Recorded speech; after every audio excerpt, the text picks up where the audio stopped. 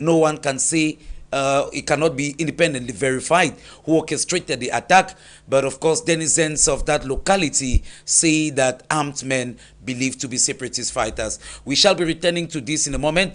Time for us first to welcome our resource persons on the program with us. We have first Dr. Busi Enes, who is an expert in applied positive psychology and a social commentator, and equally a member of the ruling Cameroon People Democratic Movement Party. Dr. Busi Enes, thank you for being with us again today. Thank you very much, Mr. Mojeto. I'm humbled to be here. I want to greet you, greet my co-panelist, Mr. Samabam. I think that we'll be analyzing critical issues that affect our country.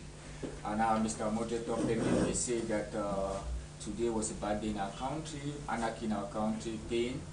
And I want to say that the crisis in the northwest and southwest region is really deep, and it is high time for us to call on the government to solve this problem. They started with the dialogue, and I want to say that dialogue is a process, it's a continuous process, and I pray that the Cameroon government, under the auspices of His Excellency President Paul Biya, he should call for an inclusive dialogue, for we need peace, we need reconciliation, we need forgiveness. We are brothers and sisters. When children default their parents, I think that their father should forgive them, because many innocent people are dying. We have had the Ngabu incident where children died. We have had the Muyoka incident where a baby died. We have had the Kumba incident where students died. So many incidents, and today we are having the incident in Manu Division, in Manfi. I want to say that it's really, really a sad case. It's demonic, and I want to say that it's not good for mankind psychologically. This will cause a lot of mental flashbacks in the minds of many people. It will cause a lot of psychosocial dissonances, pain in the mind that will stay for a long time, because people who are still alive will always think about the memories of their loved ones due to the brutal killing that has been experienced.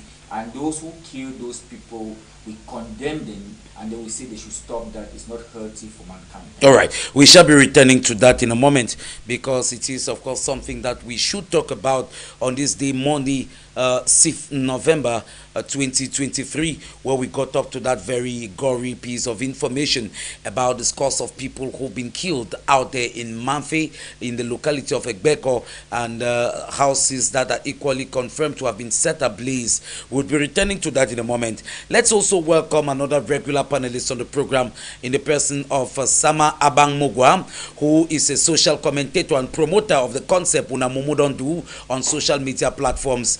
Thank you for being with us on today's edition of the program, Sama Abang Mogwa. Thank you, Joseph.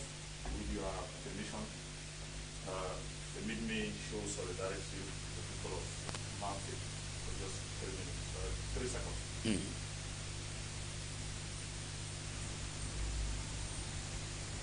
Thank you. My heart goes out to the people of Manfi, to the people of Manu, to the civilians in the northwest and the southwest at large. It happened in Ngarbu, it happened in Pinin, it happened in Tiben, in Batipo subdivision, my own village. It happened recently in Guza, my maternal village, still under Batipo subdivision. It has happened in the Kondo Titi, where my colleague and students were killed. It happened in the same Kondo Titi where the Jew, the ex-parliamentarian, the mayor, the section president of the Supreme Party were exploded. And today it is happening in a great point in Manfi. You will not be surprised to hear people say, never again. That I keep saying, as long as we continue playing the game of hypocrisy and falsehood, there shall be another Igbeko, there shall be another Guzam, there shall be another Tiben, there shall be another Mbang. Yeah, we're not trying to be prophets of doom, but when we look at the trends, it is evident that if nothing more concrete is done, then it's just a matter of time before we find ourselves in the same situation and we continue to condemn again. We, again, call me prophet of doom, but I'm just being realistic, and I'm a realistic prophet of negativity and doom, whose prophecies are based on palpable precedences. If you look at the antecedents, you can make projections for the future. les mêmes causes produisent les mêmes effets. So if the same situation and the same game playing on the ground is propagated, we can only be sure that we will have many more of such situations. It's devastating, and I know what it means for the town of Mamfe, what it means to the people who are gradually recovering and regaining their lives. The condemnations are on air on social media. For now, we don't yet have an exact idea of the number of casualties and number of houses burnt. Some talk of over 30, some talk of over 50. I followed the interview of the SDO who was talking of 20. So we just need to. It's a sad 41st anniversary celebration for the CPM party and its militants, especially those in Mamfe. My heart goes to the leaders of the party in that division, His Excellency Mendot and Fon Tabe Kando. All right. It's I know how heavy it can be, how funny it would look that you are on the ceremonial ground celebrating a few hours after such a thing has happened in your own backyard. Again, it's unacceptable. We had previewed to discuss lengthily the issue of the 41st anniversary of the ascension to the Supreme Magistracy of the Republic of Paul Biya. But then this unfortunate incident occurred, which makes it necessary for us to be able to discuss it a little before we get into what we had initially planned to discuss. And so, gentlemen, like Sama Abang Mugwa was recounting there, I mean, this is the umpteenth time we're seeing a nefarious occurrence of this nature, and like you rightly said, it's just a matter of time before we find ourselves again in another situation of this nature. But let's try to understand what transpired in Egbeko, in Mamfe, Manu division of the Southwest region. As at now, we don't have an exact death toll. You heard him talk of the discrepancies we're having. Some say 30, some official out there, mayor says 20. We're hearing some other persons who are saying over 30. Whatever the case, even if it were just 1 or 2 persons, it will be one killing too many. How do we understand this? What exactly is happening? Are we losing our humanity? Does it justify any political cause that people will be murdered like we're seeing the very gory images on the social media? Thank you, Mr. Moderator. I want to say that people have no conscience again. And I think that as a psychologist, that's what they call conscientiousness. And during war, especially those who have big arm, I want to say that most of these combatants, they don't have the human conscience again. And some have already put their mind, some already have a demonic mindset. And if you look at it, they think that when they cause atrocity, the government will be able to solve the problem. That's not the issue. The issue here is that we cannot be talking about the fight for sovereignty, independence, and then instead of protecting your own people, the people you are fighting for sovereignty, you still kill the same people, you murder the same people in a very demonic way. It's not solving the problem. I want to say that it's over 7 years now, Mr. Moderator. I will tell you that soldiers come and soldiers go. And it is high time too, the government of His Excellency President Paul Biya look for another strategy, because I think that extremist strategies will not solve this problem. Because if you look at the Ambazonians, their leaders abroad are still fueling the problems, and those who are holding guns, they think that they want to bring fear. They want to bring fear into the people, and bringing fear by killing through brutal methods like this is not healthy.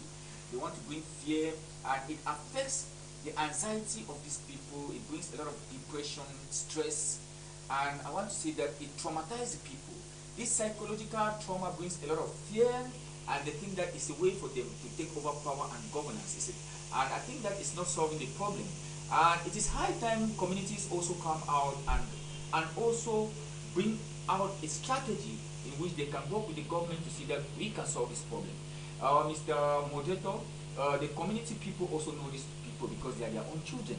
So it is high time we educate them that they should come out clearly and tell the government where these people are hiding. Because if we keep on hiding them, they will keep on causing atrocity. They are our own children. Let me bring let me bring in Samama Mungwa on that. Conclusively, when I look at it from my own view, I want to say that the Amber boys are not giving up, and the way they are treating the common man is not healthy.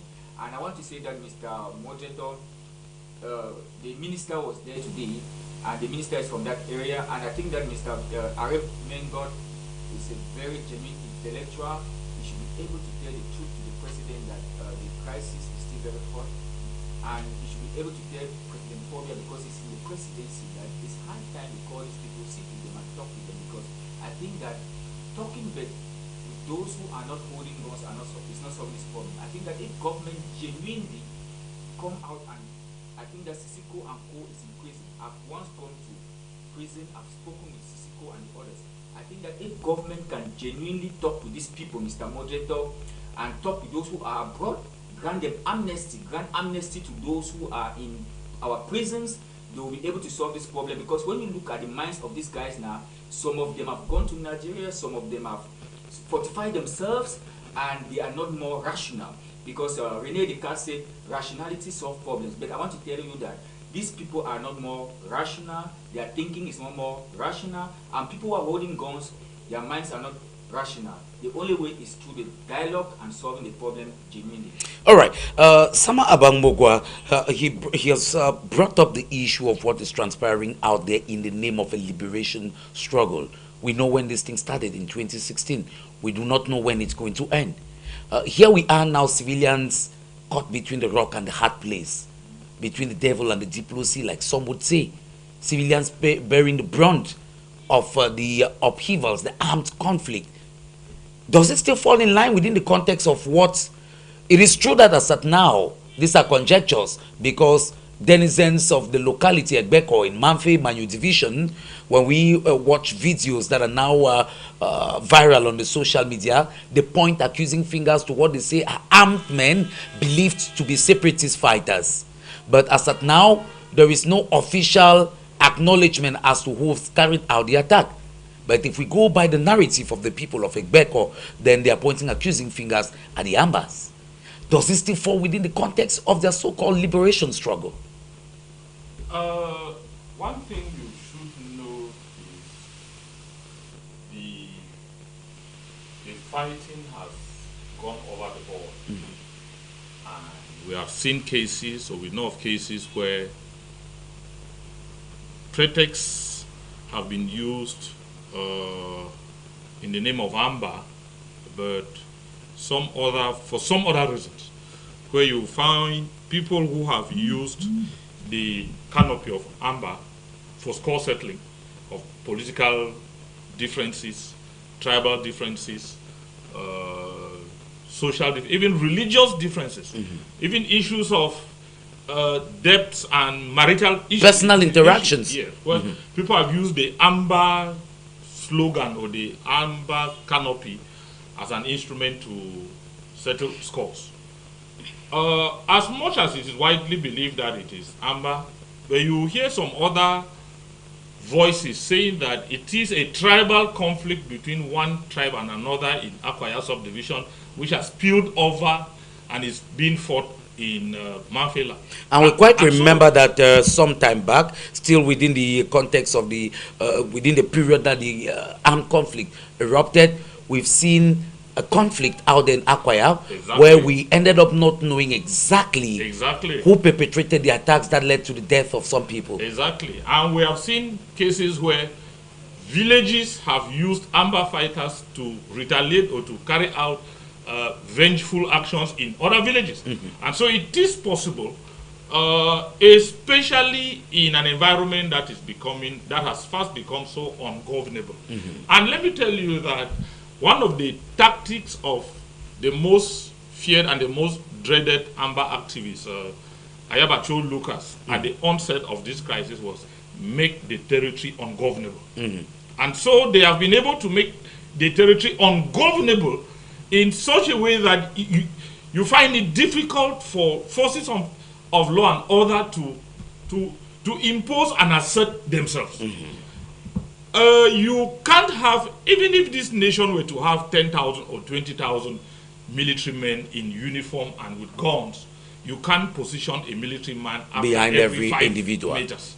And so, which means that by virtue, when I followed what His Excellency Mengot said, that by virtue of the location of Egbeko, which is at the outskirts of Manfi, towards the periphery of the bushes and along the Manu River, it is easy for anybody to easily cross the stream, cross the river, and penetrate through the forest, carry out any act. And before the military leave from where they are, before signals are sent for the military to be on the spot, they have got back. And that is the hit and run tactic that is being used. Because face to face between the military and the armed separatists, it may not be a fight, and so they have to devise other alternatives. And for that reason, you find it difficult to really fault the armed forces that where were they. But my worry is, but certainly that question would come up, because we've had reassurances from administrative officials in the region every now and then when the governor of the Southwest region, His Excellency Bernard Okalia Bilai, is granting a press briefing when he's reacting on issues of this nature. There is always the reassurance. There are 3 things we'll most likely hear. One would be the reassurance that the government is putting in place all necessary security apparatus to guarantee the safety of people and their property. The second will be that they are pointing accusing fingers toward the population, whom the faults of not doing community policing, and maybe like Dr. Busi was saying a while ago, that the people, we've heard this narrative that they are your children, you know where they are hiding, you are not denouncing them. Then we've also heard the narrative where they end by re-echoing the call of the head of state president of the Republic, Paul Biya, for people who are still bearing arms in the bushes to lay down their arms and, of course, embrace peace. Where does the common man fall? Is it the fault of the unarmed civilians? Because I know the government would certainly never agree that they should arm civilians so that they can face off armed separatist fighters. It may surprise you to know that at a certain point in this crisis, there were allegations that the government was creating state-sponsored militias, we call the SSM, in the name of vigilante groups. And they were the ones who were really acting in Dongamatung around Nkambe. The veracity of that has not been proven, but we know that as it operated in the far north with Boko Haram, government was making use of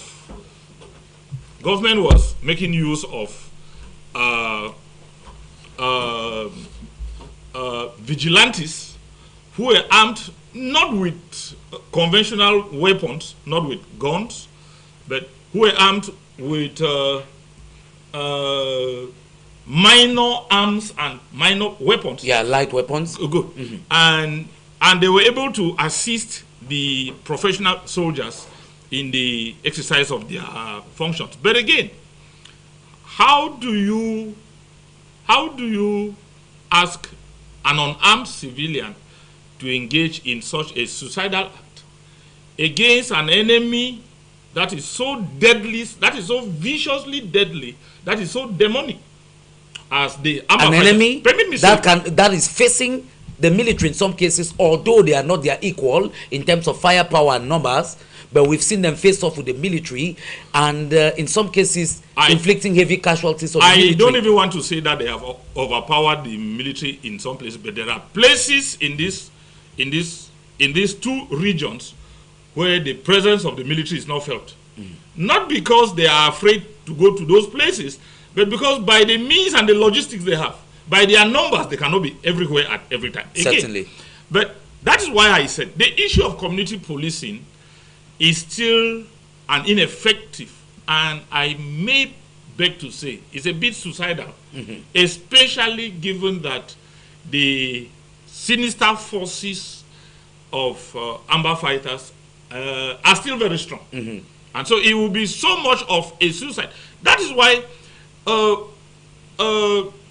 prima facie, what happened in Guzang in Batibo subdivision was explained as Amba fighters punishing those that they considered as blacklegs, as traitors, as sellouts, as informants for the regime and for the military. And that act, as dastardly as it was on purpose to deter others.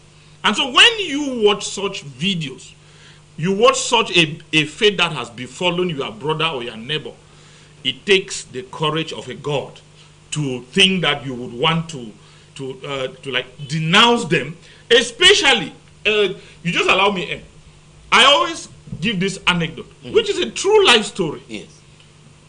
When my colleague was killed some 2 years ago in a Kondo Titi, my titular minister organized an economical service in Limbe in her honor and in honor of the 4 students who were also killed.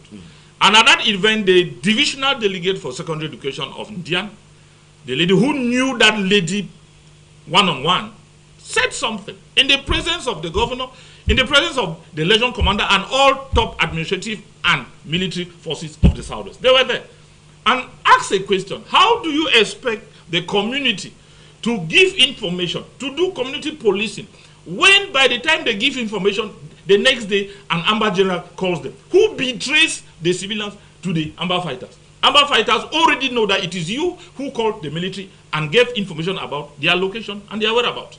Which means that it defeats now the call for civilians to join forces with the military because you do not know who to trust. Again, let me tell you, we are in a war of selfishness and greed where each camp has its own blacklegs within it.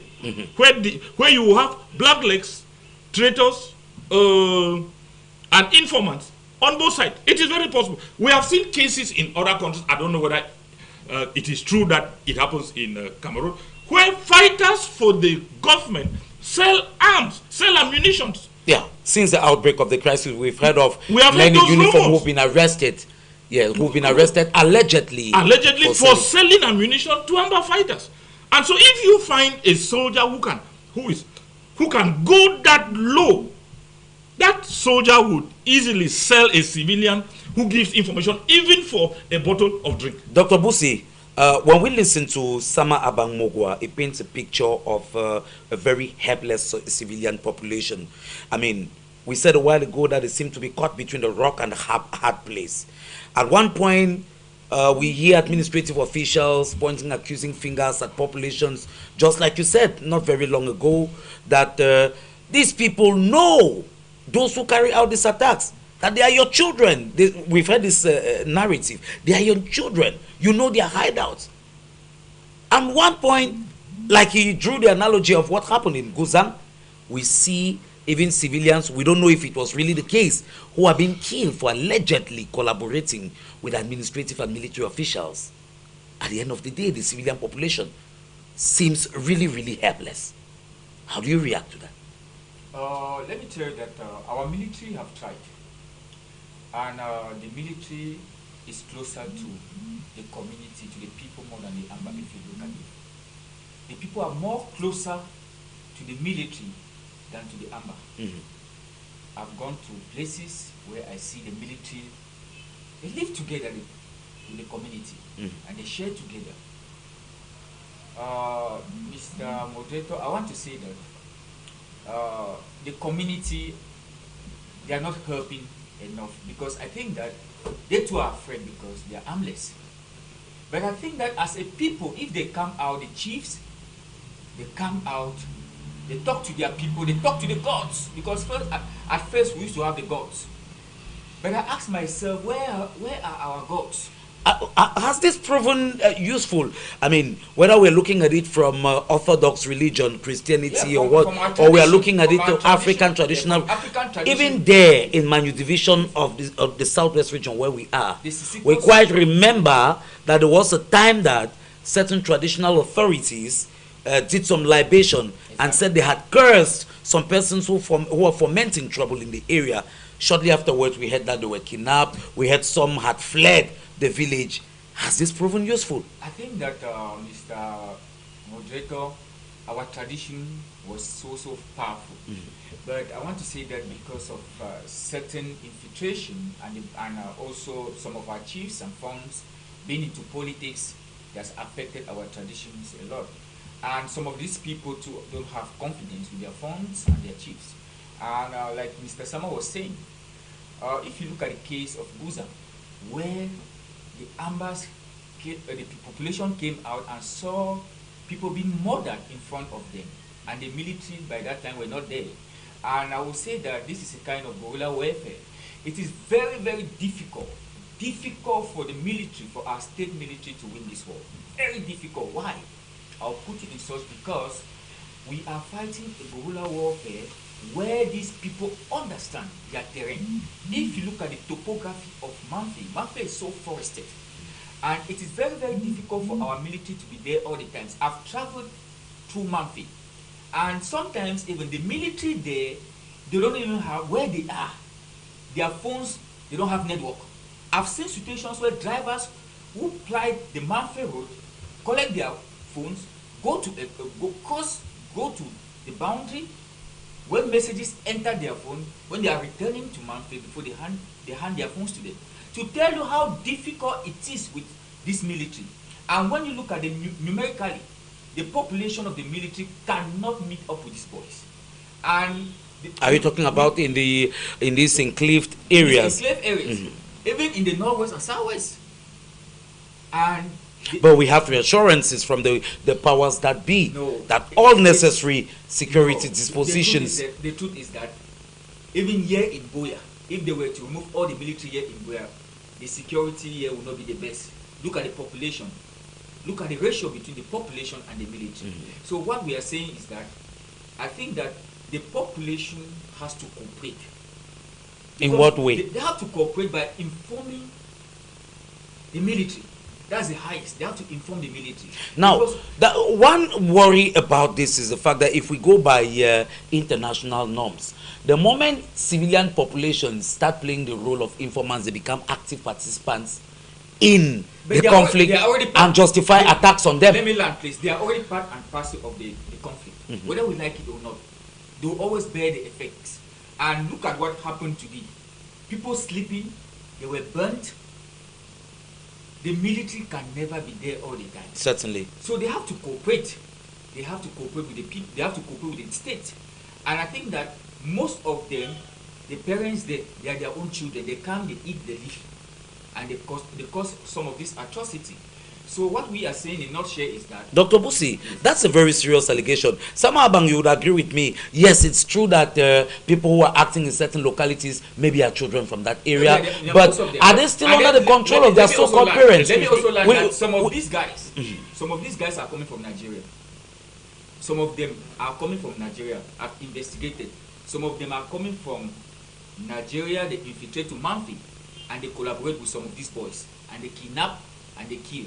So the best way is to work with the government. And I want to say that, please, I will not pamper the Ambas here. Because I think that the Ambas have caused a lot of atrocity. The government also, there are some bad professional military. Because the military is supposed to be professional. There are some bad seats who don't respect their deontology. And I want to tell you that the military is recognized. And the truth is that we have to cooperate with the military to solve this problem. And I want to say that those who pamper the Ambas are not helping us in any way. Because when the crisis started, Mr. Moderator, I quite remember, in 2016, some of us came out here in Buea when late Nijong Fundi came out. Some of us came out and we were at checkpoint supporting the cause. Some of us supported the cause when it started. It was genuine. When Sisiko and others were more diplomatic. But recently, when these boys started kidnapping their own people and killing their own people and murdering their own people, we are not saying that the military is not doing bad. The military has also caused a lot of atrocity by killing and by burning. But I want to say that let's look at this case that happened in Mamfe. To be candid, it was done by the non-state actors. And I think that we should not sit on air to pamper them. It is true that every indication on the ground points to the fact that they will most likely be the ones who carry that. The issue here is that if the whole population of Mafia come out and decry this, we cannot kill all of them. I know that the boys will come back at night and threaten these guys, but I think that this Sama Abang should collaborate with the government. That's a very, very difficult position. No, so that the government also can also collaborate and see that they protect them and their properties. The narrative that Dr. Busi is bringing forward, I think it's a plausible one. We've heard many people say this, but again, we're talking about unarmed, innocent civilians. We saw in Big Babanki, mothers who tried to denounce excesses of separatist fighters when certain levies were being imposed on them, men, women, children alike, and they staged a protest march. What happened the very next day? We heard about people who were kidnapped. How do the civilian population stand up against the armed men believed to be separatist fighters and then still stay safe? Dr. Busi is advocating for the ideal, but that ideal seems to be utopic. It seems to be unrealistic. As much as I want to commend the efforts of security forces in a good number of places, there are communities where people have actually confessed that it is better we go back to the Egypt that we were in than this your promised land that you are instead torturing us. So they look at the marginalization under the other Cameroon that was being used as an excuse to introduce Ambaism. Say it is better we instead go back to that Egypt, making allusions to biblical stories. That should tell you the amount of pain and harm and injury that civilians in most communities have endured in the hands of Amba fighters, who more often than not have been more malignant, more demonic than the evil that they claim to have been taking people out of. But again, that is not a perfect picture of the situation, because too, as you said, the civilian population finds itself between two perceived evils. You choose the lesser evil, which is the military. The greater evil will come after you when the military is not there. And we have seen cases where people have been arrested, people have been kidnapped, people have been tortured, people have been killed because they were suspected or there were proofs that they were informants for the military. So it's quite terrible, and that is why I still think there is this popular mantra in community policing, which says, if you see something, say something. If you see the enemy, report to the friendly forces. If you see amber somewhere, report them.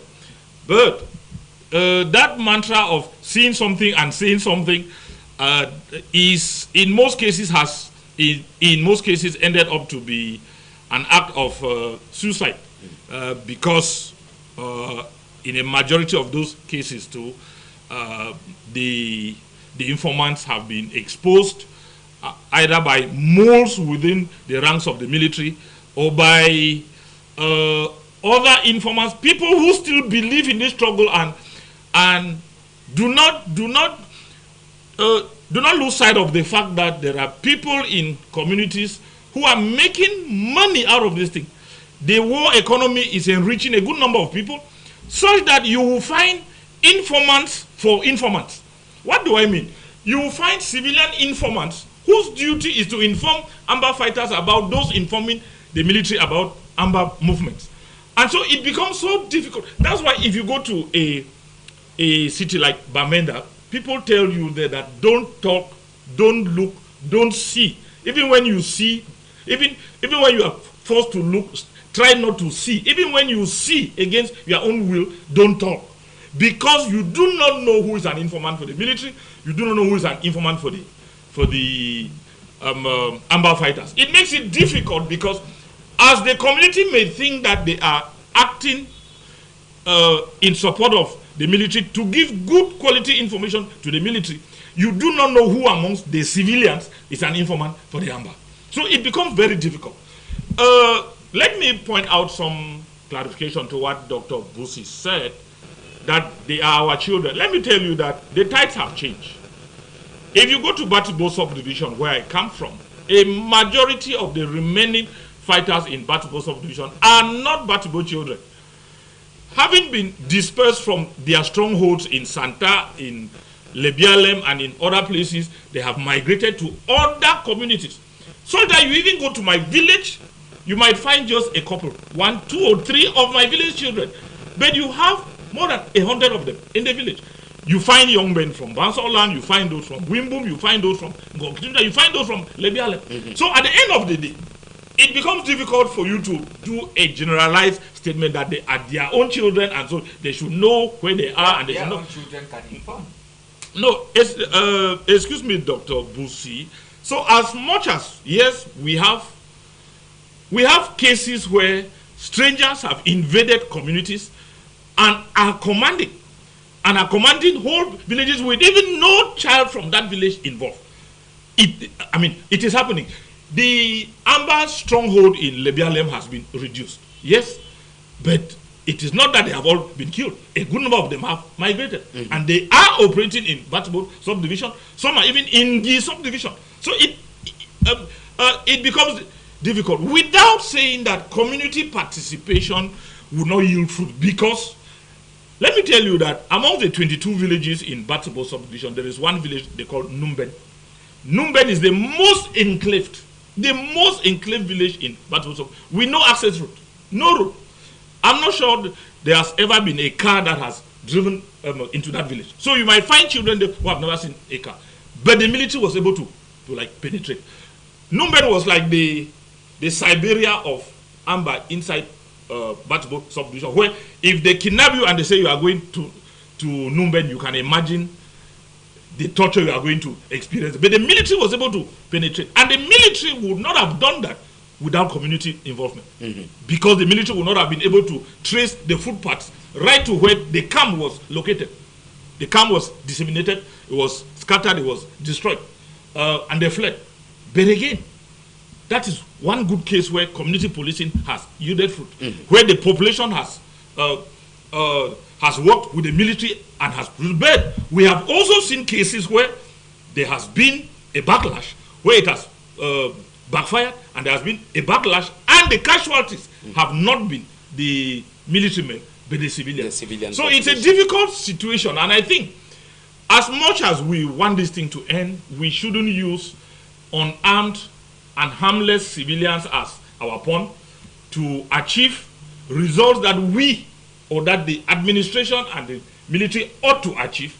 We shouldn't use the civilians as our stepping stone when by the time the enemies come for them, we will not be there to protect them. Thank you very much, gentlemen. For the sake of the lives that have been lost out there in Egbeko, that's in Manfi, Manu Division of the Southwest region, it was imperative for us to alter the way this program naturally flows, to begin by, first of all, showing our solidarity with the people of Manfi. I applaud Sama Abang Mugwam, who of course started by brandishing a placard which says, "I am Manfi," which I suppose we all rally behind him to say our hearts go out to the people of Manfi, who of course are going through these very difficult and painful times, and we're hoping that it should be the last of these nefarious occurrences, but we know that unless the crisis comes to an end, it will not be the last. We take a transitional imperative. When we return, we will look at what the newspapers are saying. Before we get into the crux of the matter, don't forget today is Monday, November 6, 2023, and it marks exactly 41 years since Paul Biya ascended to the Supreme Magistracy of the state as President of the Republic. That was on the 6th of November, 1982. It will be the crux of our conversation today on the program Matters. But before then, we take a transitional imperative and return to look at what the papers are saying.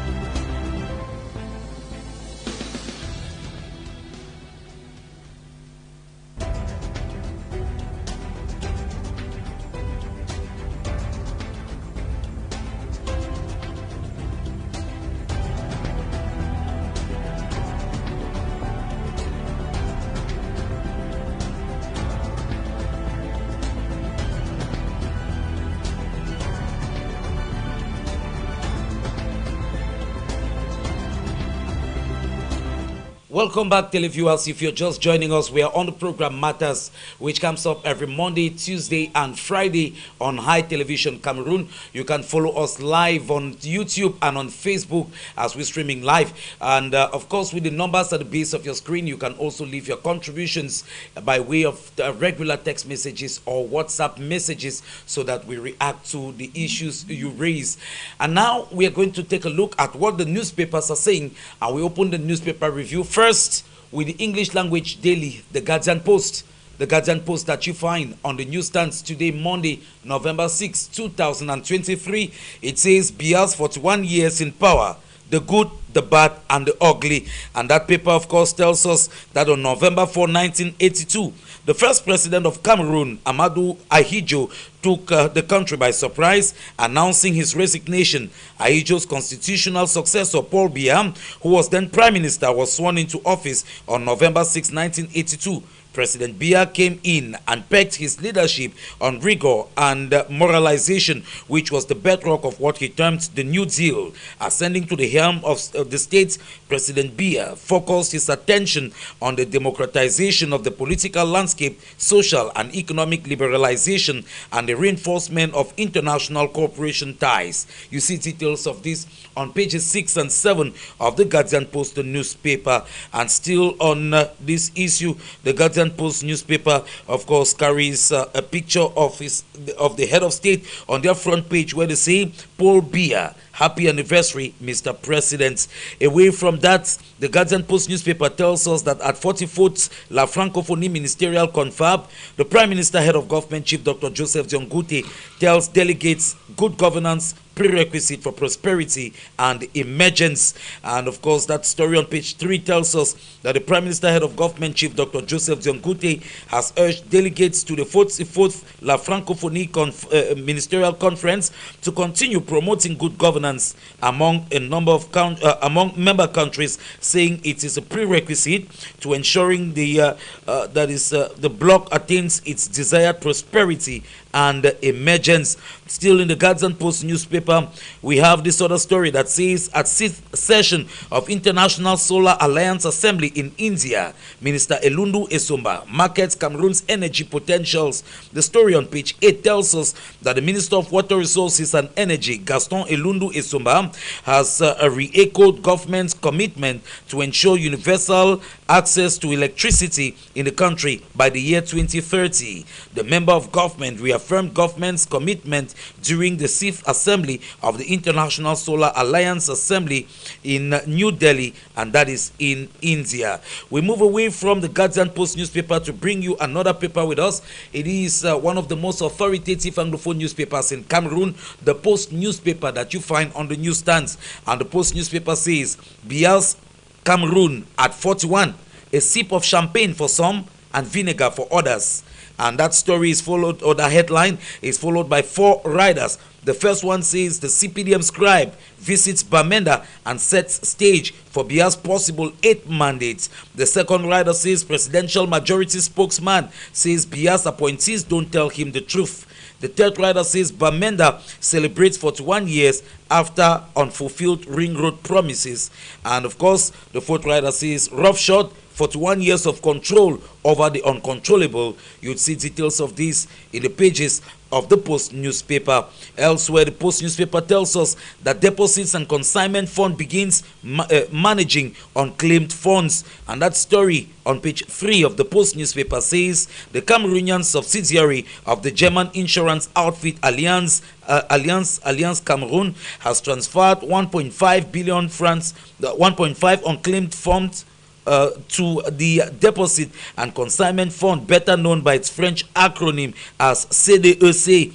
The formalization of the deal was the substance of a ceremony at the CDEC office in Yaoundé recently, and the deal marks the operational phase of CDEC that was created by presidential decree in 2008 to claim and manage unclaimed funds from various financial institutions. And to round off with the Post newspaper, we look at the story that says medical doctor and 2 nurses detained at Kondengui prison temporarily released. A medical doctor and 2 nurses were reported to have been detained at Kondengui and now said to have been temporarily released. The first rider following that headline tells us that accused female medical doctor says she lost a 4-month pregnancy due to trauma while she was detained. And the next rider tells us that the trio blamed for culpability in 1-month baby's death at a private clinic and will be appearing in court subsequently. And we move away from the Post newspaper to take a look at the Herald Tribune newspaper. And the Herald Tribune newspaper, which we find on the newsstands today, opens with a story that says end of synod of synodality. African delegates say homosexuality is witchcraft and they reject ordination of women as deacons in the Catholic Church. And details of that you find in the pages of the Herald Tribune newspaper. Elsewhere, the paper says happy partners relationship, total satisfaction, and the story tells us that the management of the investment promotion agency IPA, and Happy in French, has expressed total satisfaction with projects carried out by some of the investors with whom they have signed a partnership, and the partners on their part have also appreciated the fruitful collaboration and advantages they have benefited from the state thanks to the Happy initiative. And you see details of that in the Cameroon, that is Herald Tribune newspaper.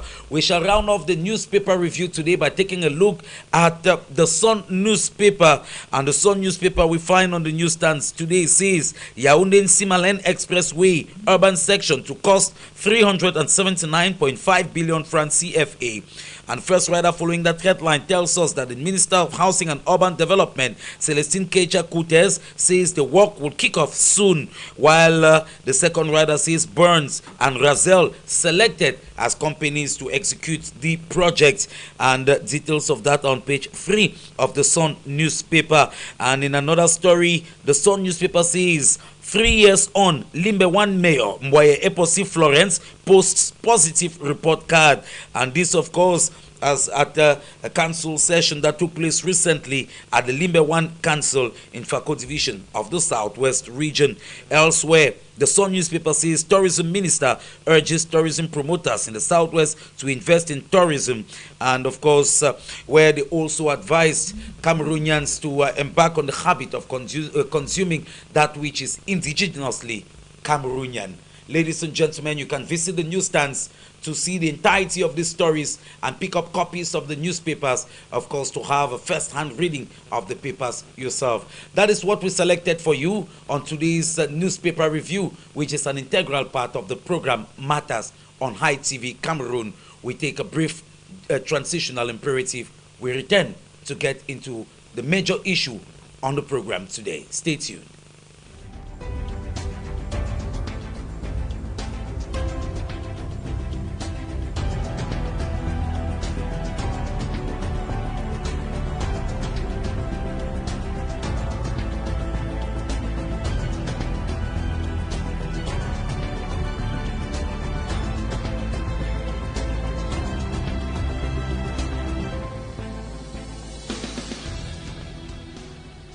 You're welcome back, dear televiewers. It's the program Matters on High Television Cameroon, and we are also streaming live on YouTube as well as on Facebook. You can leave your comments, making use of the telephone numbers at the base of your screen so that we will be able to react. You either leave a comment by way of regular text messages or by WhatsApp.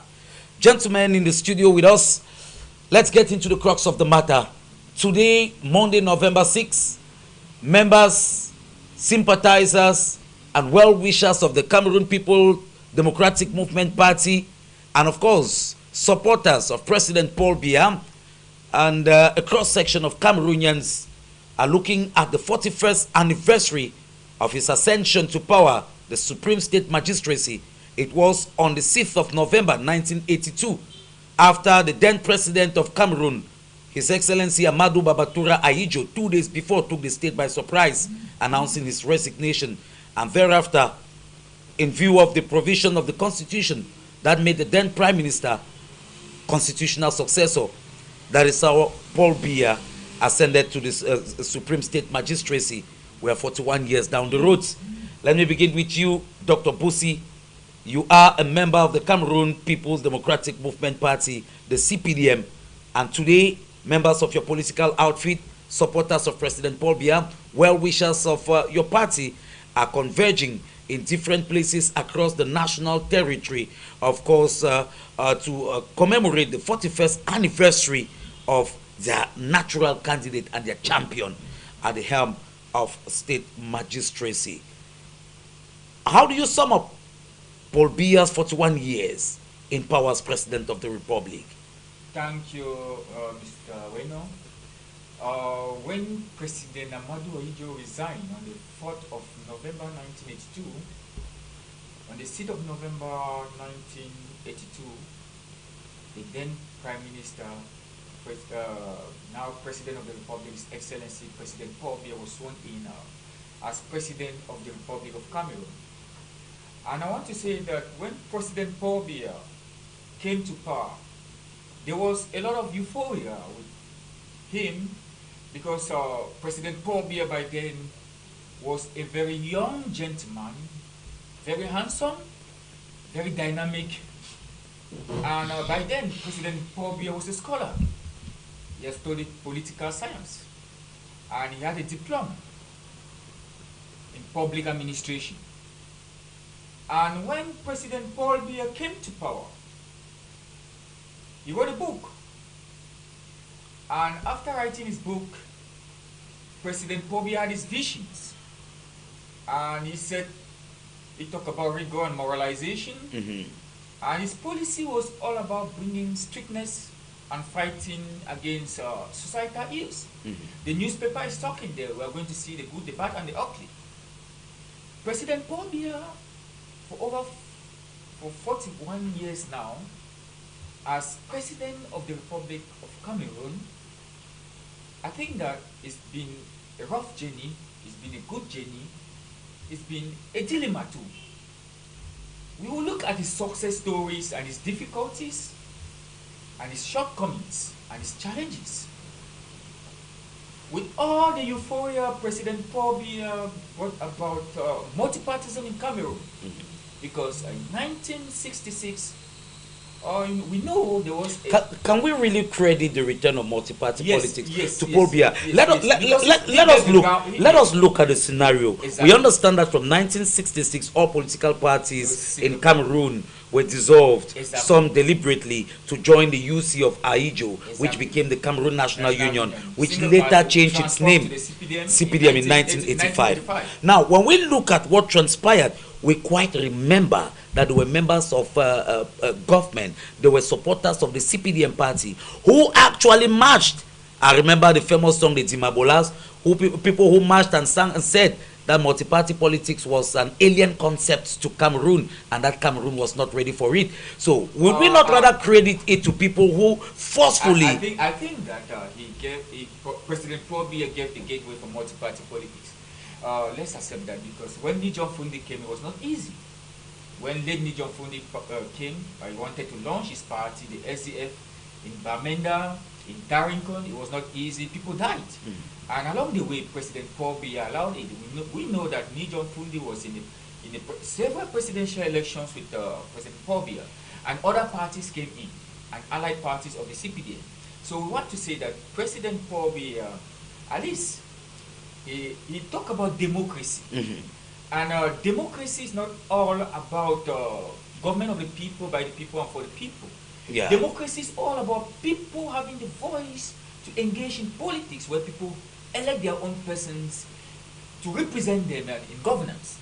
And I want to say that President Paul Biya gave the gateway for democracy, where several political parties came up in Cameroon, and we can see them in Parliament and the National Assembly and the Senate, though there are shortcomings, because I think that for over 41 years now, it's not been easy, because most opposition parties have not seen, they have not also enjoyed the presidential cake by being in power.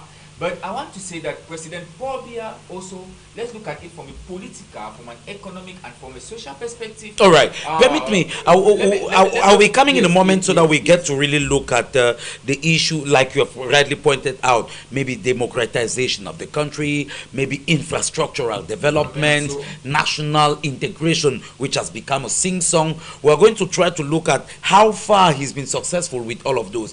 But I want to pick up something you raised a while ago to bring in Sama Abang Mogwa.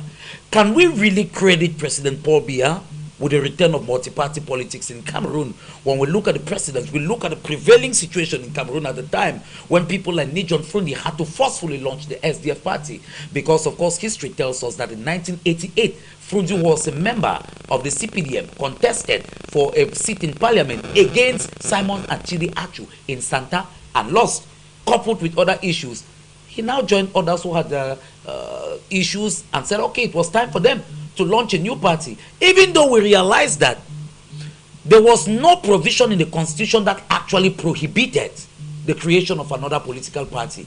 But when we look at these issues with Nijon Fundi and others who forcefully went ahead to create a party before the government eventually recognized some, whom do we really credit with the return of multi-party politics to Cameroon in the 90s? I would respond to that question, but before I do that, let me say, as a Cameroonian, I would be happier on the 13th of February celebrating the birth anniversary of a patriarch. I would be happier celebrating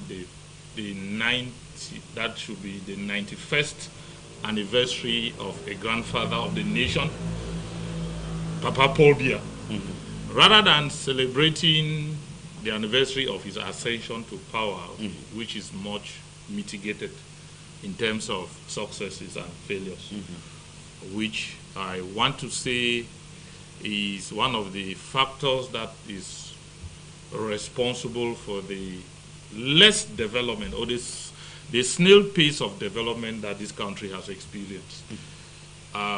True to the caption of the Post newspaper, as you read, it's a sip of champagne for some, it's vinegar for others, and it's aloe vera juice for some other people. Some other persons look at it and say it's more of a glass of bitter aloe vera.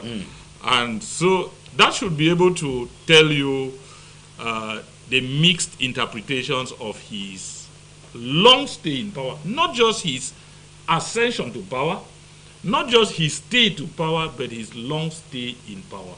Now, gentlemen, there are slogans which the other day somebody published a book where he selected 200 of the best quotes from Paul Biya.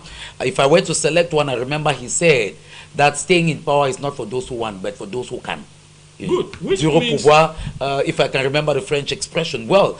And while some Cameroonians fret over the fact that his long stay in power is an affront to democracy, where people should have political alternatives, members of the CPDM party, like Dr. Busi, rather think that he brings to the table his years of experience. We remember the last presidential election, he campaigned on the slogan, the force of experience.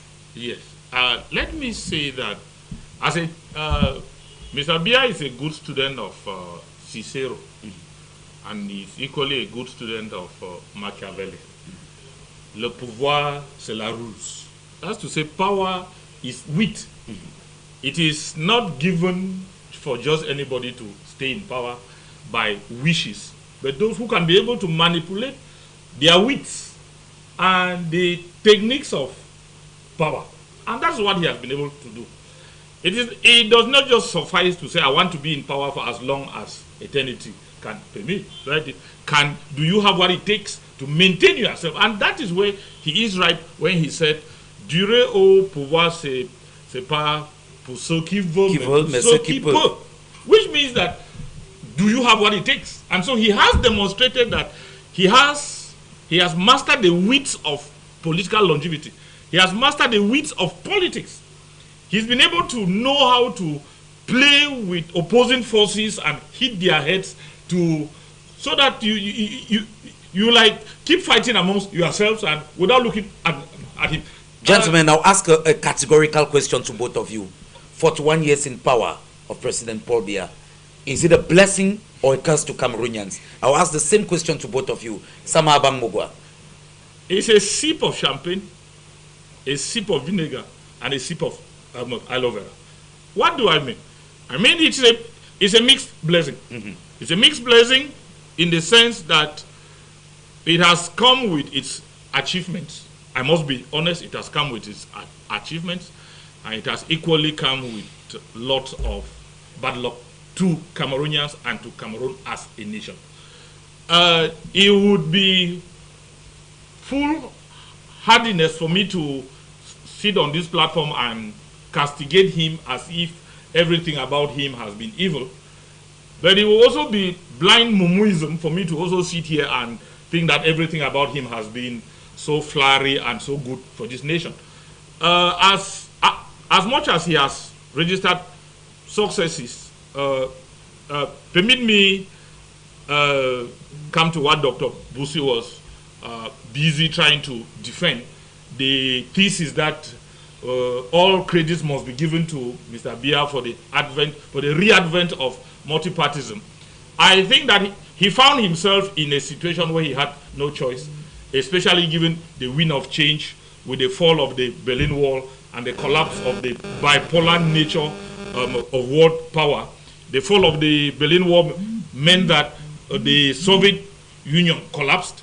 The opposing forces to NATO and its own superpowers were no longer there, and so things had to change. And that is why it was not just a Cameroonian achievement that multipartism and democracy was introduced only in Cameroon, as it swept across Africa and most other less developed nations. That is what was called the wind of change. And so Mr. President was just in power at the moment when things had to happen. And that is why he couldn't withstand it, because as much as he tried, thank God Dr. Busi admitted the fact that there was resistance to the launch of the SDF. Cameroonians were killed. People marched. His supporters marched under him, for him, by his blessing. But when he realized that the forces against them and their marches were so strong, he was the first to go on air and tell them that you people should prepare for challenges and competition in the days ahead, because the handwriting on the wall of international politics and diplomacy were clear. He knew that he could not withstand, because even it was not only Cameroon, it was across Africa and across the world at the same time. All right, I'm coming back to you in a moment where for that reason, credit cannot be given to him. I'm coming back in a moment where we shall have time to look at how President Paul Biya has fared in his 41 years as head of state within the context of infrastructural development, democratization of the country, national integration. I think we're going to look at that. But let me also bring the question to you. You're a member of the ruling CPDM party. Has President Paul Biya's 41 years as head of state, is it perceived as Cameroonians as a blessing or a curse? Or let me not say perceived. Do you see it as a blessing or a curse to Cameroonians? I don't Should we want be celebrating that someone is in power for 41 years, or should we have reason to be worried? I don't want to be lopsided. I think that President Paul Biya has his good sides and his bad sides. But I think that I want to be a genuine intellectual looking at it from a deeper perspective. As the President of the Republic, His Excellency President Paul Biya, with all his political slogans like the Grand Ambition, making Cameroon an emerging nation by 2035, making Cameroon, a lot of slogans and beautiful slogans. President Paul Biya has achieved, and he also has shortcomings. If you look at Cameroon during the reign of His Excellency late Amadou Ahidjo, there was a kind of, before then, there was a kind of dictatorship in Cameroon. Though Amadou Ahidjo was a very powerful president in terms of economic development, there was a kind of dictatorship that you could not just say anything. Yeah, it's been argued that the supposed economic growth at the time was at the expense of the people's political freedom. Yeah, there was dictatorship, let's be honest. But President Paul Biya has brought forth a kind of, let me say, democracy and a kind of politics where Cameroonians have freedom of speech. And that is the truth. We can, if you recount... That itself is very subjective, because Cameroonians... Not to an extent. Cameroonians would say, if you ask people now about freedom of speech, it is not necessarily the fact that maybe people go on air and of course some can calumnize the head of state and the like. Just recently, we have a newspaper that was suspended for carrying a headline which they did not even publish, and for making allusion to a survey conducted by Afrobarometer. Let's be honest. Let's be honest. You can't write a paper saying that against a sitting president and calling for what? No, they did not. No, let's be frank. Sama Abang Mugwa. We are making reference here to the Post newspaper who carried the headline. We're not going to repeat the words, but we quite remember that headline was a reference to a survey by Afrobarometer where they claimed that a certain proportion of Cameroonians, that was shortly after the incident of... Let's not be sentimental. Whoever wrote that, or whatever research, I want to say that you cannot write such a thing. If you now, a newspaper reports, a media organ reports, that newspaper made reference... They had right to ban it. The newspaper made reference to Afrobarometer survey, which you and I can have access to. No, but that promoting that is not good. Promoting that could they simply reported on it, even though they did not even publish a newspaper. Reporting and promoting could lead to something. Let's be honest, we are already in a crisis, in a deep crisis. So I think that psychologically we should be able to use our language well. Communication now is very, very important as far as concerned. I want to say that politically, President Paul Biya has struggled to an extent, because he has brought some democracy in terms of politics. Let's look at our electoral code. At first, we used to have the Ministry of Territorial Administration, and thereafter ONEL. Elections, ONEL to ELECAM. That's a plus for President Paul Biya. But I think that it still have to be independent. The issue you're evoking, I think it's going to constitute a whole debate on its own. The issue of the electoral code. It's part of democracy. It's part of democracy. And I think that more still has to be done on that, so that it can be inclusive, it can be fair for all Cameroonians and all political parties. So are you acknowledging that the electoral code has some weaknesses? It has some weaknesses. That's the truth. And then politically, I think that President Paul Biya has encouraged multi-party politics, though he has been very, very intelligent in encouraging multi-party politics, in the sense that he allows Cameroonians to be able to form political party. That political culture for competition is there, and we can see it in Cameroon. Secondly, economic-wise, that's where Cameroon has a lot of flux. Because if you look at Cameroon since President Paul Biya came to power, economically, there's hardship in Cameroon economically. There's inflation, and then Cameroonians are unable to meet up to their day-to-day needs. That's the truth. Most Cameroonians, because Cameroon is between the rich and the poor. Because a civil servant in the country with a salary of 200,000 francs in Cameroon cannot live a comfortable life with a better standard of living. Let's be factual with that. Though President Paul Biya added 5% of salaries, it cannot still help Cameroonians to live a better life. And the weaknesses are as such: corruption. There is corruption in the country.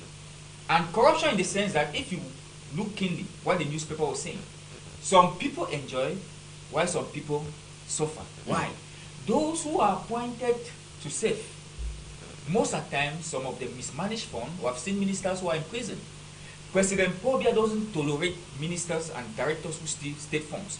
But the problem is that we don't have the means where these people refund state money. And I want to say that President Paul Biya, in terms of economy, our economic is not really buoyant, in the sense that if you look at our currency is still the franc CFA, and it's still francs that monitors our monetary funds. So it makes it difficult for Cameroonians to live a better life, and it has led to a lot of migration, international movement out of the country. So I want to say that President Paul Biya has tried to a greater extent, but when you look at infrastructural development, Cameroon is not the best. It's not the best because most countries are not relying on roads. Most countries are relying on trains and other infrastructural development. Yeah, if and we were to look at when you look at countries in Africa like Senegal, Ghana, and others, when you look at countries like Senegal, autoroutes and so on, and President Paul Biya, when he came to power, I want to say that most of our railways, Gongsamba and others, they have been abandoned. Those are some of the shortcomings, and most of the shortcomings are because most people who are appointed in governance are people of his circles. And tribalism, nepotism is what is affecting the country, where certain people who think that they are more Cameroonians than others, and we keep on recycling one and the same ministers from one ministry to another that affects the economy of the Let me country. bring in Sama Abang Mogwa. We are talking about President Paul Biya's 41 years in power as head of state. Now, let's pick out the issue of democratization. How do you score President Paul Biya? How do you think he's faring as far as strides towards democratization are concerned? I mean, when we talk of democracy, we have lots of tenets that point towards democracy: the rule of law, free and fair elections, accountability, and all these issues, freedom of speech. How would you score Paul Biya, 41 years in power? How is he faring so far on the domain of democratization? Permit me say that I think I am not one of those who thinks that democracy or the measure of democratization should be hinged on this issue of mandates and limited mandates. No, if it is the democratic will of the people that a leader should stay in power for long, then so be it. But my worry is... But that seems to be in sharp contrast with the tenets of democracy. Yeah. Because when we look, it is true that democracy is an alien concept to Africa. But African countries, after the epoch of colonization, and who now adopted statehood, claim to be democratic. And that is why it's expected of them to practice the tenets of democracy, presidential term limits being one of them. So when in 2008, a constitutional amendment is made, even though with the consent of members of parliament who supposedly represent the people, but taking out presidential term limits, it gives credence to the argument of some people that it's an affront to the democratization process of the country. I distance myself from that school of thought. I am a teacher of philosophy, and one of the topics I teach my upper seats philosophy students is why is democracy an illusion in Africa? Why is it so an impossibility in Africa? And to one of the arguments we give as to why there is that misconception that Africans cannot practice democracy is because we expect that democracy should be unilinear. It should be cut, patched, and tailored in line with Western views. No. What I think, just as the Catholic Church is moving towards enculturation, the adoption of culture in liturgy, we also think that, I am also of that opinion that democracy can be adapted to specific cultural realities, especially given that the typical African is already familiar with traditional monarchies. So why don't we? And that is why why don't we get a system that suits our context? Why claim to be democratic when we already know that democracy has a mold? This is what we are going to see to know that. And it is not a one mold fit all size. No, I don't think so. Because the same America, for example, which is the birthplace of democracy, as we may see, or modern democracy, because many will still trace it back to Greece, ancient Greece. But I'm talking of modern democracy with the founding fathers of the present American society. In the same America, we don't have term limits for their legislatures. You should know that. And that is why you find Nancy Pelosi has been member of House of Senate for as long as 32 years, which means that they do not have term limits at that level. And so why do you think that you should reduce the phenomenon of term limits in democracy only to presidential? The executive is just one arm of a democratic administrative system. You find people who have been in the American upper house and lower house for as many as 40 years, but that does not defeat the title of democracy in America. So limiting it to the presidential term limit to me is insufficient. It doesn't tie. That is why I think, if you were to ask me, as long as an individual is mentally, intellectually, physically strong and stable to lead their people, and is wanted by the people, democracy is government of the people, for the people, by the people. And so if the people think our democratic system is one without term limits, but we choose to put a cap on the maximum age of a leader, I don't see a problem with that. Permit me an interjection. All right. Now, something as important... Without taking away the mic from me again. Okay. Something as important as that, will it not have been an issue to be put to the generality of the people to whom sovereignty belongs? Why take 180 people who, of course, represent the people to decide on a very, very vital issue like that? Why not I'm forgetting the expression for that. Why not a plebiscite also? To decide if the issue of presidential term limit be scrapped.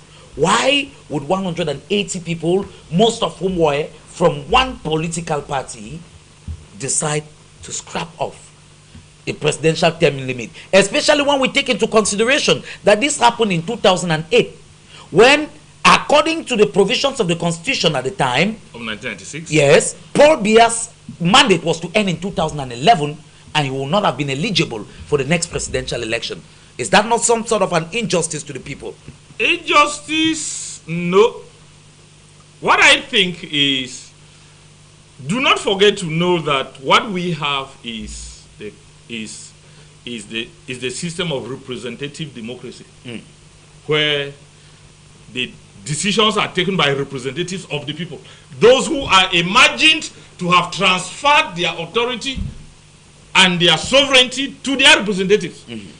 In America, even when you hear they talk about elections for presidential elections, they have what they call the college of voters. It is not everybody who votes. They have persons who vote on behalf of communities. And so that is why I still think, whichever way it was made, whether it was through a referendum or a plebiscite, it still does not cancel the fact that some people will be disenfranchised. Whether it was a decision taken by a poorly constituted National Assembly, a maliciously constituted National Assembly of CPDM militants only, or in the majority, it is still assumed that they represented the people. And what tells you that the same people who gave illegitimate sovereignty to those 180 parliamentarians would not have still voted in favor of that change. That is why I think, to me, the issue of term limit as a measure, as a yardstick to measure democratic advancement doesn't hold. As long as it is the wish of the people, then so be it. And if those same people, or if that same population can still choose to say, we are scraping off term limit in our presidential mandate, but we put a cap on the age limit of contestants, then so be it. That is why I think I don't want to fault Mr. President solely on the aspect of the removal of term limits on his presidential mandate, because we still see people who are eternal members of parliament, eternal senators, eternal mayors. Somewhere up there in the north, I have forgotten the name of that municipality. A friend told me how the mayor, who died about 3 years ago, was the one who signed his late elder brother's birth certificate, the one who signed the late elder brother's marriage certificate, and the one who signed the same late elder brother's death certificate. I hope you are not equating the responsibilities of a mayor to that of a head of state. Whichever. I mean, and when we're talking equally about the arm of government of the legislature, these people meet in ordinary sessions and thereafter retire to their homes to follow their little projects and the like, as opposed to a president of the republic who is 24/7 on handling the business of the state. That doesn't mean that the members of parliament are not working, and it is the way we have skewed our own legislative system, because in next door Nigeria, parliament goes on recess, but they are in the house almost every other day, and they have periodic instances of recess. Unlike us here, where we spend 3 months on holidays and then only come and spend 1 month for a session.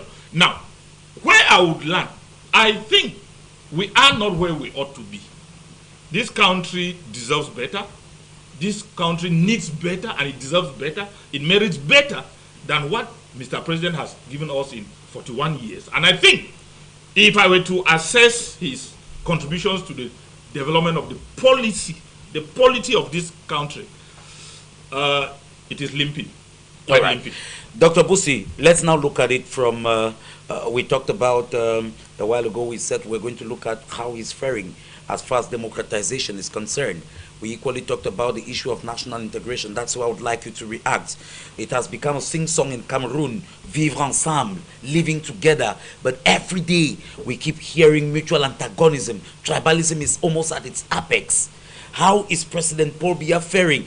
Especially when we're talking about where for the first time we're having a war of secession, an armed conflict where, even though I don't know if the proportion of people who've taken up arms are representative enough to say the Northwest and Southwest wants to secede, but for the first time we're hearing this. How would you rate President Paul Biya for 1 year of his presidency?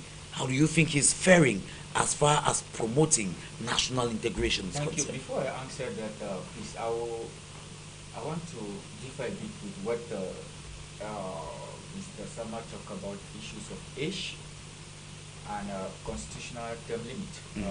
I think that we have seen situations in some countries, in Cote d'Ivoire, in Guinea and other countries, where some presidents they don't respect even the constitutional the constitution, the limit, the term limit.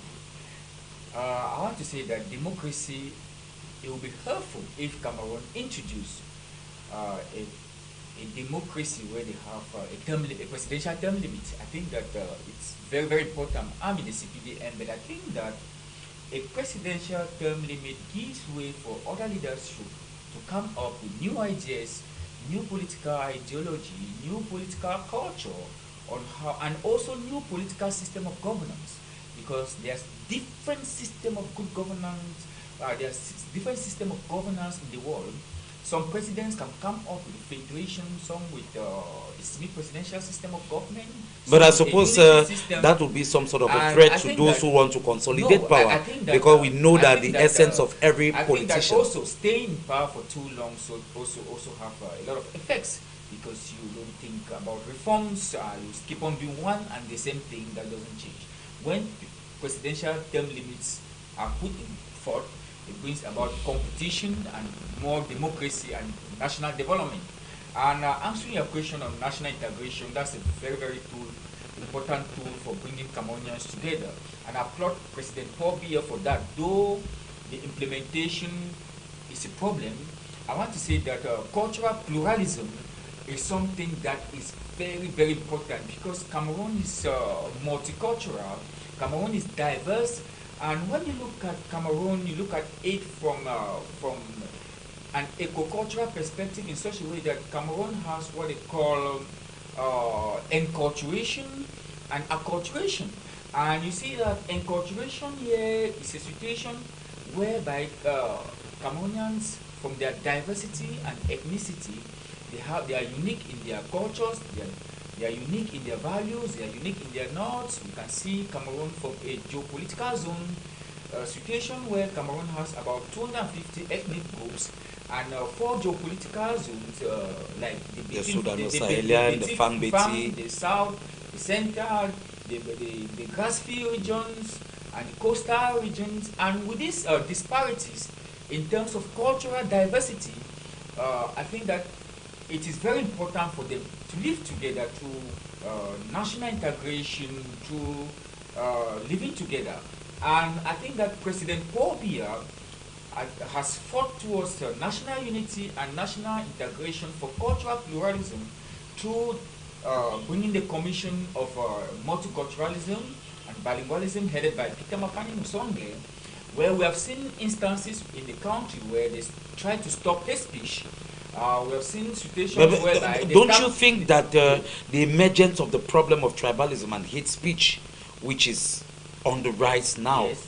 is an indicator to the fact that there is a problem at the level of national integration? There is a problem. People feel I alienated. want to say that this problem is not put forth by President Paul Biya. It's put forth by politicians. Because I want to say that Cameroonians live together. Cameroonians live together. I eat Ero, I'm from Bafut, I eat Ero. You are from, he's from Batibo, he eat Achu, he eat Fukon, and Kati. It's Kwakoko, since he lives in Boya. We live here in Boya, we eat Kwakoko, we have friends who are from this area, and we are living together. Sometimes we put on the sanja, and we live together. The problem is not Cameroonians. Cameroonians live together. But I think that is politicians. Politicians use this tool now to bring the divide and rule system and to bring division. And I want to say that cultural differences are very, very important. And when we talk about cultural differences, we can talk in terms of language, we can talk in terms of dressing, we can talk in terms of custom, values, material culture and non-material culture. Material culture in terms of artifacts, material culture in terms of building infrastructure, and then non-material culture in terms of way of life.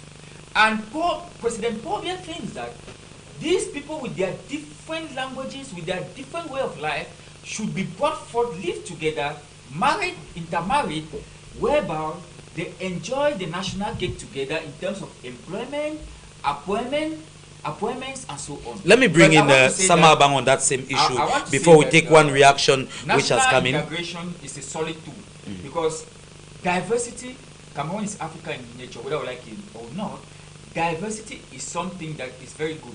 If you go to the south, where is the birthplace of President Paul Biya, you will see now Westerners there. Of course. They are living and working there. And I think that if you come to the southwest regions, they are francophones here, they are living together. But the problem we are facing in the state is the issue of marginalization. And this issue of marginalization in terms of socio-linguistic perspective, if you look at it from a sociological perspective, I'll also look at it from the issue whereby people are marginalized in concourse and so on. So President Paul Biya thinks that living together is a very good tool that can promote both English and French, the Anglo-Saxon culture, and also the legal systems of the country. But I want to say that living together is still a priority for Cameroonians. Thank you. All right, let me bring in Sama Abang Mugwa on that. Look at the picture here. We are over how long exactly after independence? But the level to which we are facing tribal antagonism in the country is unprecedented. There is a polarization in Cameroon. At one moment you hear the Fang Beti versus Bamileke. At one moment you're hearing some francophone, anglophone kind of issue and the like. Whereas we have slogans every day, living together, vivre ensemble. Do you believe, from your perception, do you think that President Paul Biya is faring well as far as the promotion of national integration is concerned? Let's forget slogans. Let's look at the reality on the ground. Let me say something. Let me. It's a sort of droit de réponse to an issue which I raised and Dr. Busi differed. I think, and I said it here the other day, that the more a person gets old, the more he loses his mental and intellectual capacities to function properly. And advocating for or being mild on the removal of term limits on presidential mandates doesn't mean that the same person should rule for life. For eternity. And that is why we said, if you look at what happened in Gabon recently, the already very physically feeble presidential candidate of Ali Bongo was still able to receive a certificate of capacity to prove that he had the mental and physical capacity to stand for presidential election. However, it was cooked. That doesn't concern me. But you could see that this is a president who has suffered from a stroke and has managed through his last term, but was able to have a certificate of capacitation to show that he was strong enough and mentally sound. The rest of what happened after that is in the public space. All of us know. So saying that, I do not concur to the idea of term limits. Doesn't also mean that the same person should rule even when he is physically or mentally and intellectually or cognitively incapable. Now, let me come back. I understand that my friend Dr. Busu will not be hurt, but it is myopic, it is naive when you want to reduce the idea of living together and national integration to the food that we eat. No. I didn't say that. Can you listen to me? Listen to me, please. I did. That. No. All right. You let him react a little, then you come. I'll listen. Yes. My personality. I'll listen. Yeah, react a little to that, then you come back. I didn't talk only on cultural issues. I talk about political issues, even jobs, appointments, and so on. No, but I pick on one. He's differing with you on the issue of food. I pick on one. Yeah, but let's hear him out. Let's hear him out. Let's hear him out a little. No. It's a broad concept. You made mention of the fact that people eat jama or they eat whatever, and that is why I'm saying. And that's why I'm saying that is a variable that does not stand even on one leg. It doesn't stand even on one leg. That's what I'm saying. Because you cannot reduce living together and national integration to what people eat. That's sociology. From a sociological perspective. Can you listen to me, sir? And I said it is a variable that would not stand even on one leg. To assess the strength of a political slogan. That's what I'm saying. And so if you had the courtesy to listen to me very well, you would have understood where I am going to. So, judging judging the success of Mr. President in terms of how he's been able to keep the population together, to live in one polity, in spite of our divergent tribal and ethnic inclinations. I think that unfortunately, I did not consciously leave the Ahijo period to have been able to know. But from what we read and from oral history that is transmitted to us, I think there is a clear-cut distinction between a period that succeeded and a period that has failed in terms of keeping citizens together. I also differ with Dr. Busi when he thinks that, and that is the problem, I think, with faithful and devoted CPDM militants who would always want to shift the blame from the head of their president to disperse it and say it is politicians. Mr. President is the first politician in this country. Not only is he the head of state, but he is the leader of the biggest, the most stable, the most well-structured political institution, which means that he is the #1 politician in this country.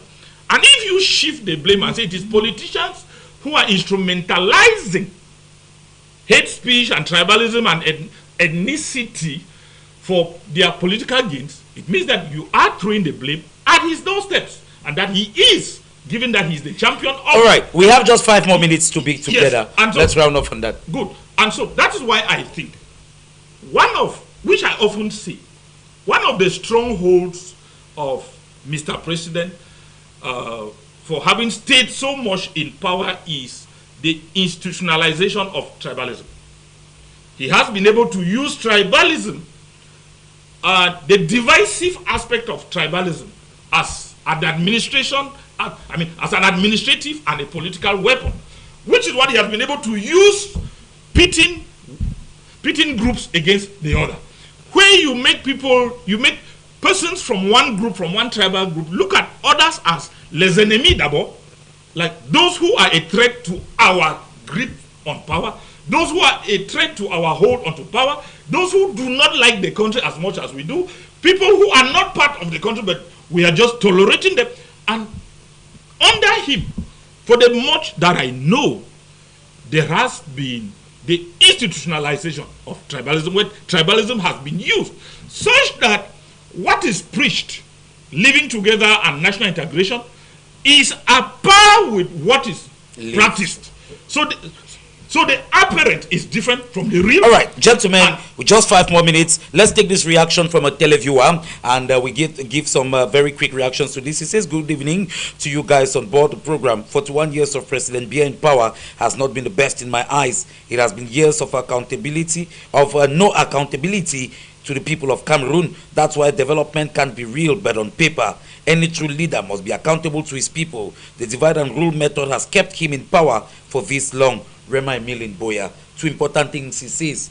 He says lack of accountability and the issue of pitting one group against another. Yes, Maybe he's talking about divide and rule. Very quickly, that, 2 minutes on that. I think that accountability is important in governance because those who hold the supremacy, they have to be accountable to the people. And I think that feedback mechanisms are also important for governance and development. That's why we're lucky, where we want to develop our country. We don't monitor progress in terms of infrastructural development. There's no monitoring. We don't have the spirit where the president go to the field and he always send his ministers and directors. I think that it's high time President Paul Biya surprised people in the field, like late Amadou Ahijo. He used to monitor people and go to the field. I'll be in line with Dr. Pasama when he talk about issue of tribalism. I want to end there by saying that what has been put forth is the issue of ethnocentrism. And the issue of ethnocentrism in the sense that some tribes in Cameroon feel that they are more powerful and more superior than other tribes. All right. And with that, it is facing a lot of problems. And looking at ethnocentrism, some tribes 1 minute on that, please. Yes, some tribes feel that they have economic resources. Their areas are more buoyant and other areas are invading their own areas, and it is affecting them. They look themselves having some low self-esteem. All right, But I want to say Sama Abang. if we have the spirit of one Cameroon, we are Cameroonian first. I am a Cameroonian before being Please a round off on that. Yes, if There's I no am a time. Cameroonian first before being a powerful person, then we'll change Cameroon. The mindset Cameroonians have. Okay, is that thank you. I We've am exhausted the time. Barbary first before being a No, it's Cameroonian. okay. We have exhausted the And time that allocated affects- to that us. affects living together. Thank you very much. Sama Abang, very quickly, we have less than 2 minutes. The reactions of this televiewer who sees the problem of no accountability, and he sees that is why development can be real, but on paper, and he says any true leader must be accountable to his people, and goes further to say the divide and rule method has kept him in power for so long. How do you react to this? 2 minutes, please. We're exhausted the time. Quite positive, and I think that is a true picture of his governance mechanism, which has helped to keep him in power. That's just two, and there are so many more. Again, we would remind ourselves that he said staying in power for so long is not a gift. It is for those who have what it takes. And so I think that it is not just on accountability and tribalism that have kept him in power for so long. There are so many other factors that he's been able to harness, so many other skills that he's been able to harness and use to his advantage. Thank you very much. 1 hour 50 minutes will never be enough for us to adequately analyze a 41-year presidency, and that is why we would most likely be evoking this issue again alongside other pertinent issues when we meet on tomorrow's edition of the program, and it's going to be same time from 6 p.m. to 7:50. 1 hour 50 minutes of an incisive look into the 41-year presidency of Paul Biya since he ascended to power on the 6th of November 1982. It is on this note that we round off today's edition of the program Matters on High Television. We extend our gratitude to all of you who took our time to watch us, and of course those who follow us on YouTube and on Facebook as we're streaming live. For presentation, I have been Joseph Weno, and we had Dr. Bosi Enes Neba, who has been with us on the program, as well as Sama Abang Mogwa, who's equally been with us, a regular panelist, and we look forward to being with you again on tomorrow's edition of the program. Until then, stay glued to High Television as the news comes up next. Have a nice evening.